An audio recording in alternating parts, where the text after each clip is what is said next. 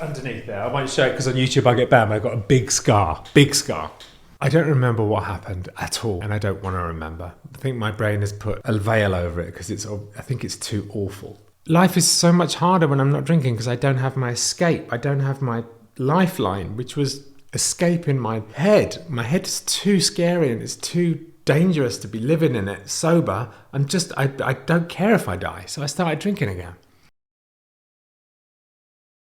I'm telling you this story today just to give you a sense of where I came from and the depths that I went to just in my life with struggling with addiction and mental health, just to give you a contrast of where I am now to what happened then. If you're squeamish or you're sensitive, do not watch this video. It's very graphic and it's upsetting. It's upsetting to me to even think about what happened.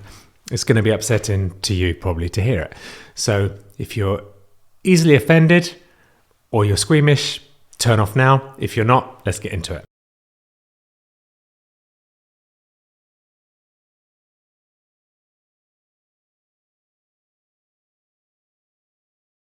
Hi, as I always say, please consider subscribing to the channel if you want to support me on my mission for the music and the sound healing. It's free for you to do. Just click the little button down there, and if you hit the bell, you never miss a video. But the subscribing really means a lot to me. If you like the video, please give it a little like. And if you want to leave a comment, leave a comment. I appreciate it all. It's all good.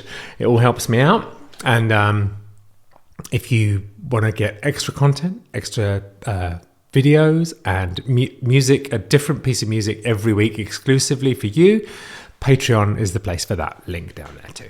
My life has been a roller coaster. It really has. I've been to some dark places. I'm what you call a low bottom drug user and drinker, although I'm kind of on the fence about saying drug addict and alcoholic now, because then am I identifying with it too much by keep saying it? What do you think?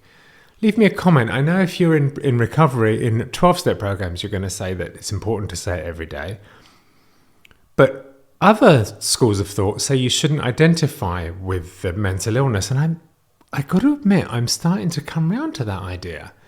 I don't like calling myself an addict and a drug addict every day, because then am I locking myself into it? And put this, it's an open question. Comment below. What do you think? Is it helpful to keep saying I'm a drug addict and an alcoholic every day? Which I have to do when I go to meetings. I go to an AA meeting every day, and one of the things you have to do is say I'm an alcoholic. Is that helpful, do you think? Or am I locking myself into being a victim to that forever? I'm not even saying one thing or the other. I'm just curious right now. I'm looking at everything right now in the light of these new, I'm going to call it revelations because that's what they are. I've been opened up to a whole new world of just input and information through my writing, automatic writing. And it's made me question. I know a good way to get an answer to this is to clear my mind and try and ask that question and see what comes. So maybe I'll do that. Maybe I'll report back. But my using and drinking, I came from a very, very dark place. 18 years ago, I had my last drink. And I've been an alcoholic for daily drinking alcoholic, fall down drunk for the last 2 or 3 years of my drinking. It was bad.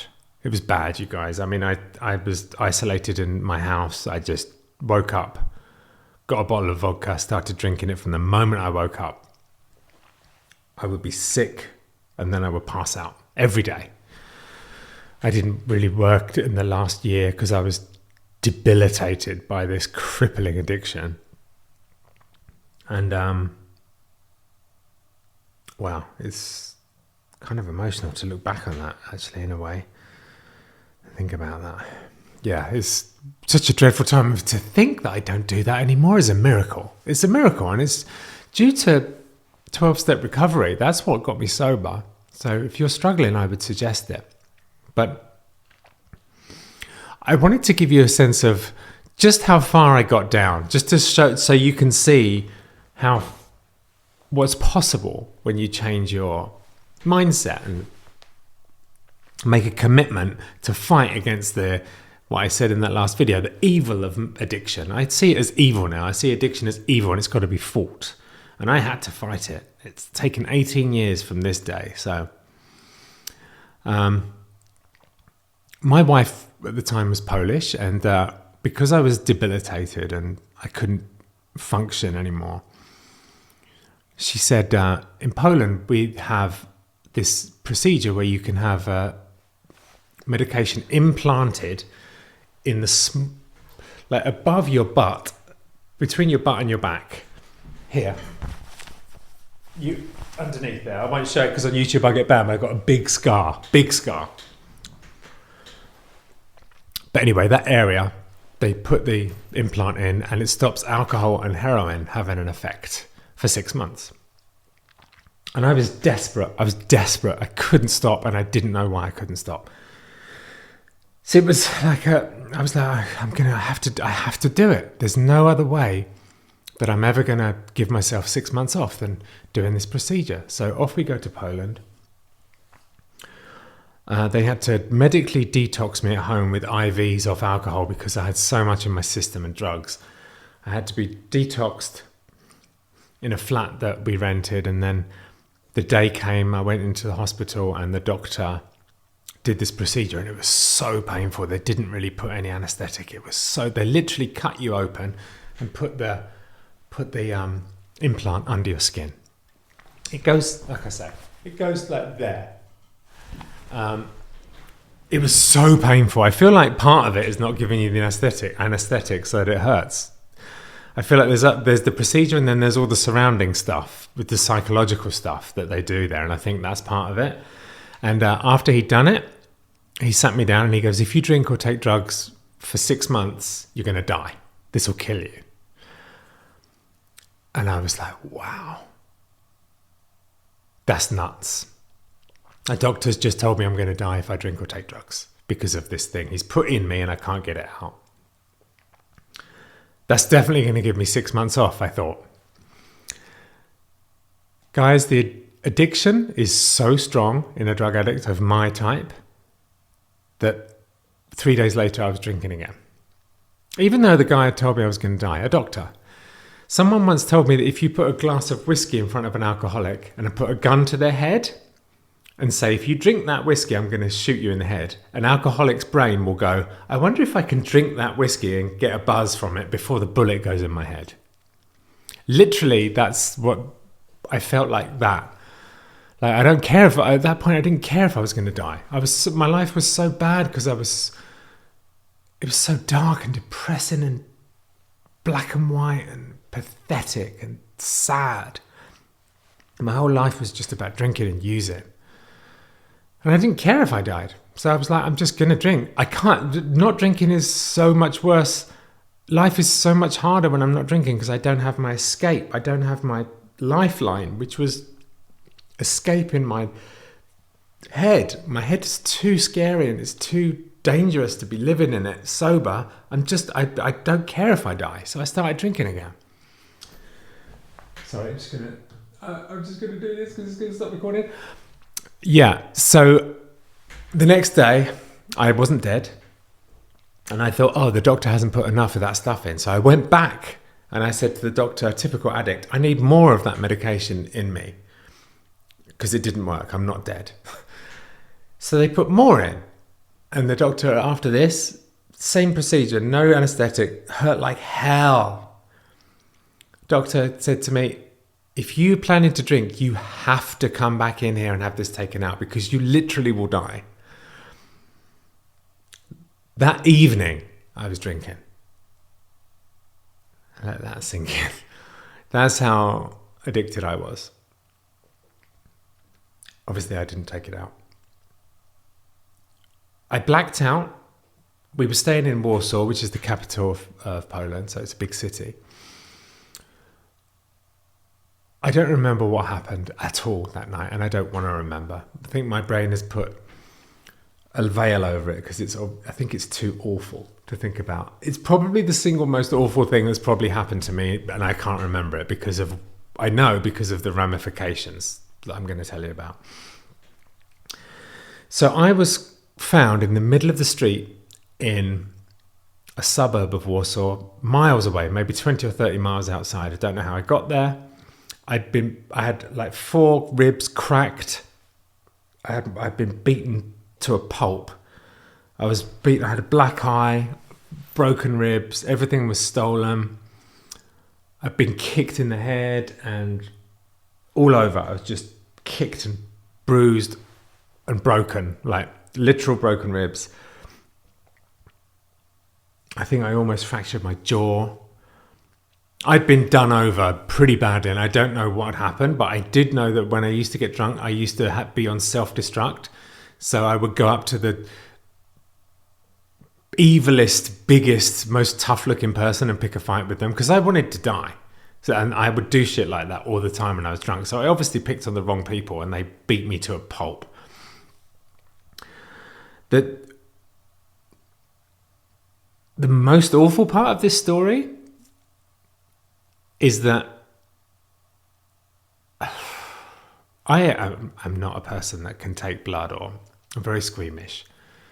But at some point in the night, and this text shows you how addiction, where it can take you, I had tried and succeeded taking this stuff out of my own body. I scratched it out, and they stitched it up. So they put it in and stitched it up. I pulled the stitches out and I took it out. With my hands.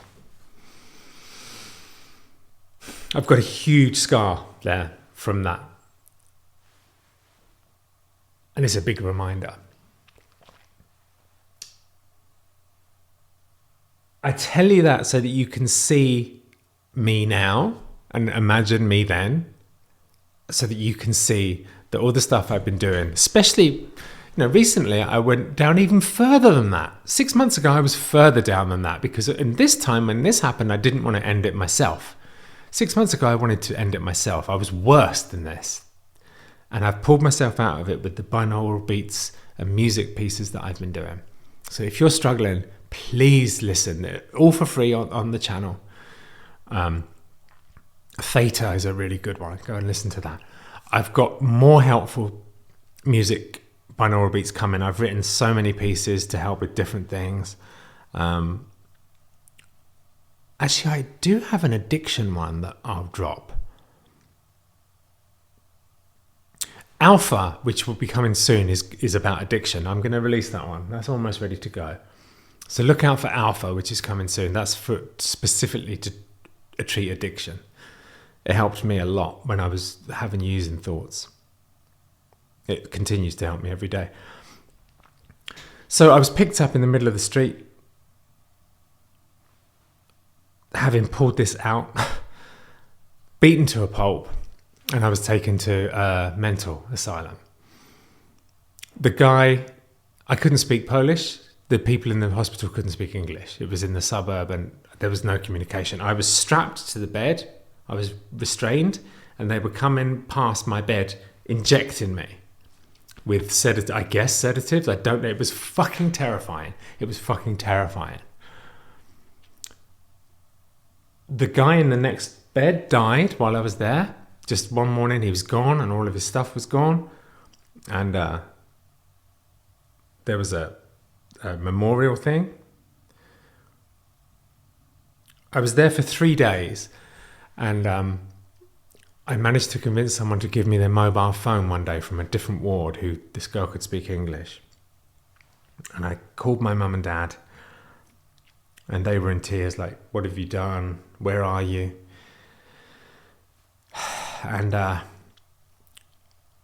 led on to, well, I'll cover this in another video, my first time in rehab, because that's a whole other story that you might find interesting if you're struggling. But there's help out there. You're not alone. If I can do it, you can do it. And I'm here to help you. So please stay connected with me. Please keep coming every day. We're going to get through this together. I love you. Let's come back tomorrow and talk about something else.